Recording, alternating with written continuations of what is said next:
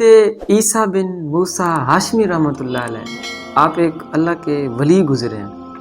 آپ سے ایک واقعہ نقل ہوا ہے۔ آپ گھر کی چھت پہ بیٹھے ہوئے تھے، رات کا موسم تھا۔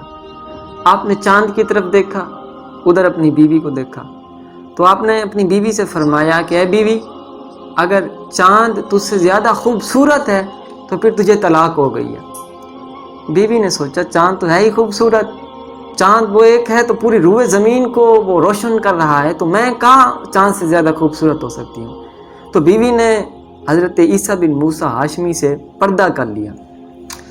حضرت عیسیٰ نے رات بے چینی کے اندر گزاری، بہت بے چینی کے اندر۔ صبح ہوئی، آپ خلیفہ منصور کے پاس گئے، ان سے سارا ماجرا بیان کیا۔ خلیفہ منصور نے اس وقت کے جو علماء کرام تھے سب کو اپنے بادشاہت کے اندر بلا لیا، سب علماء جمع ہو گئے۔ سارے علماء سے خلیفہ منصور نے باری باری پوچھا، ہاں بھی آپ بتائیں آپ بتائیں۔ سب نے یہی حکم لگایا کہ اے خلیفہ منصور، عورت کو طلاق ہو گئی ہے۔ اس کی وجہ یہ ہے کہ چاند تو ہے ہی خوبصورت، عورت انسان کہاں خوبصورت ہو سکتا ہے، چاند خوبصورت ہے۔ سب علماء نے یہی فتویٰ جاری کر دیا۔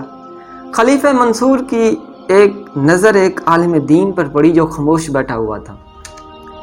خلیفہ منصور نے پوچھا، عالم دین آپ کیوں خاموش بیٹھے ہوئے ہیں؟ اس نے کہا میرے نزدیک طلاق نہیں ہوئی۔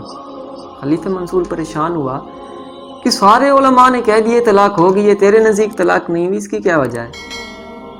وہ جو خاموش عالم دین تھا اس نے جواب دیا، اللہ نے قرآن میں فرمایا والتین والزیتون وطور سینین وہذا البلد الامین۔